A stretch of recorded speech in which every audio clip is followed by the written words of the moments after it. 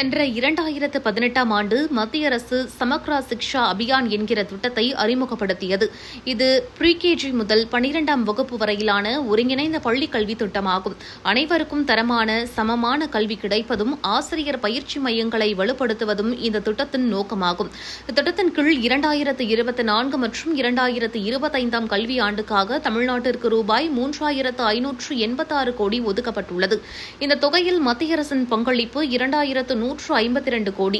இந்த தொகையை மத்திய அரசு முறையாக ஒதுக்காமல் காலம் தாழ்த்தி வருவதாக தமிழக அரசு குற்றம் சாட்டி வருகிறது.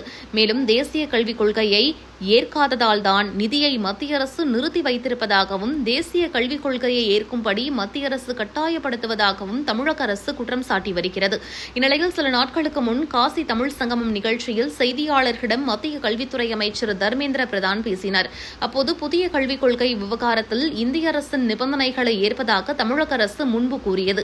பின்னர் அதிலிருந்து பின்வாங்கியுள்ளது. தமிழ்நாடு அரசு இதை அரசியலுக்காகவே செய்கிறது என்று குற்றம் சாட்டினார்.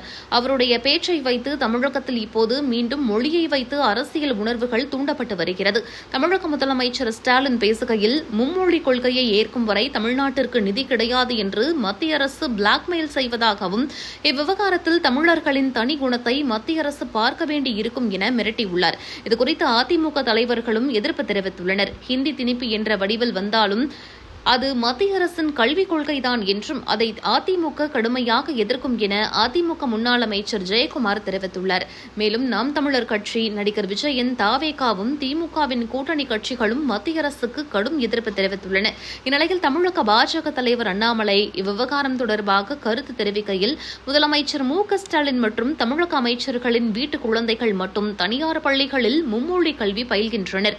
ஆனால் எங்க வீட்டு குழந்தைகள் பயிலும் அரசு பள்ளிகளில் தமிழ், ஆங்கிலம் மற்றும் மூன்றாவதாக ஒரு இந்திய மொழி என 3 மொழிகளை கற்கக்கூடாதா என கேள்வி எழுப்பியுள்ளார். அரசு பள்ளிகளில் இலவசமாக 3 மொழிகள் கற்கும் வாய்ப்பை ஏன் தடுக்கிறீர்கள் என்றும் தமிழக அரசுக்கு கேள்வி எழுப்பியுள்ளார். இந்நிலையில் ஒரு காணொலி செய்தியையும் அண்ணாமலை வெளியிட்டுள்ளார். அதில் 2019ஆம் ஆண்டு முன்வைத்த மும்மொழிக் கொள்கையில் ஹிந்தி கட்டாயம் என்று தான் கமிட்டி அறிக்கை கொடுத்திருந்தது. பிரதமர் மோடி அதை மாற்றி பிடித்த மொழியை கற்றுக்கொள்ளுங்கள் என்று சொன்னார். ஆனால் தமிழகத்தில் ஹிந்தி மொழியை மத்திய அரசு திணிப்பதாக கூறி ஆர்ப்பாட்டம் செய்ய போகிறோம் என்று தெரிவிக்கின்றனர். தமிழகத்தில் அரசு பள்ளிகளில் படிப்பவர்கள் 52 லட்சம் பேர், தனியார் பள்ளிகளில் படிக்கும் மாணவர்கள் 56 லட்சம் பேர். அவர்களில் 30 லட்சம் பேர் வெவ்வேறு பாடத்திட்டங்களில் 3 மொழிகள் படிக்கின்றனர். தமிழக கல்வித்துறை அமைச்சர் அன்பில் மகேஷின் மகன் ஒரு தனியார் பள்ளியில் தமிழ் மொழிக்கு பதிலாக பிரெஞ்சு மொழி படிக்கிறார். உங்கள் மகன் தனியார் பள்ளியில் பிரெஞ்சு படிக்கலாம், ஆனால் 52 லட்சம் பேர் அரசு பள்ளியில் தட்டு தடுமாறி அடிப்படை வசதி இல்லாமல் படித்து வருவதாக குற்றம் சாட்டினார். அரசு பள்ளியில் படிக்கும் 52 லட்சம் மாணவர்களும் இவர்களுக்கு போஸ்டர் ஒட்ட வேண்டும் என்பதுதான் திமுகவினரின் நோக்கம் என்றார். மேலும் அரசு பள்ளியில் படிப்பவர்களுக்கு 2 மொழிகள் கூட உருப்படியாக தெரியவில்லை என்றும் தமிழை வைத்து அரசியலில் திமுகவினர் பிழைப்பு நடத்துகிறார்கள் என்றும் காட்டமாக தெரிவித்தார். 2024ஆம் ஆண்டு ஒரு NGO அமைப்பு நடத்திய ஆய்வில் தமிழகத்தில் 87% மாணவர்கள், குறிப்பாக 3ஆம் வகுப்பு மாணவர்களுக்கு அவர்களது தாய்மொழியான தமிழில் சரியாக பாடம் கூட படிக்க முடியவில்லை என்று தெரிவதாக கூறினார். இதுதான் தமிழை நீங்கள் வளர்த்த லட்சணமா?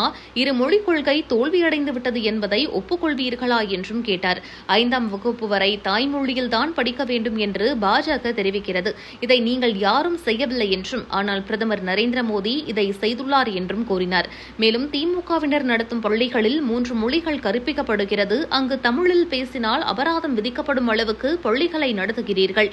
பாஜகவில் எங்கள் பிள்ளைகள் எங்கு படிக்கின்றனர் என்று நான் வெள்ளை அறிக்கை கொடுக்கிறேன். முதலமைச்சர் ஸ்டாலின் அவர்களே, உங்கள் பேரன் எங்கு படிக்கிறார் என்று சொல்லுங்கள். நம் ஊரில் நம் மொழியை கொடிபிடித்து உயிரை கொடுத்து நிற்போம், உறுதியாக நிற்போம். தமிழ் மொழிக்கு எப்போதும் அழிவு வராது என்றார் அண்ணாமலை.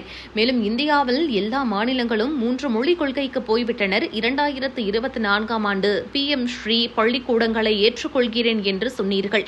இது தொடர்பாக தமிழக தலைமை செயலாளர் மத்திய கல்வித்துறைக்கு கடிதம் அனுப்பியுள்ளார்.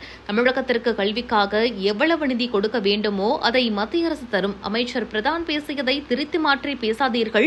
உங்கள் சவாலை ஏற்றுக்கொண்டு விட்டோம். ஆர்ப்பாட்டம் செய்யுங்கள். பாஜகவும் நிச்சயம் களத்தில் இருக்கும். நாங்களும் மக்களிடம் பேசுவோம். மக்கள் யார் பக்கம் இருக்கிறார்கள் என்பதை பார்ப்போம் என அண்ணாமலை காட்டமாக தெரிவித்துள்ளார்.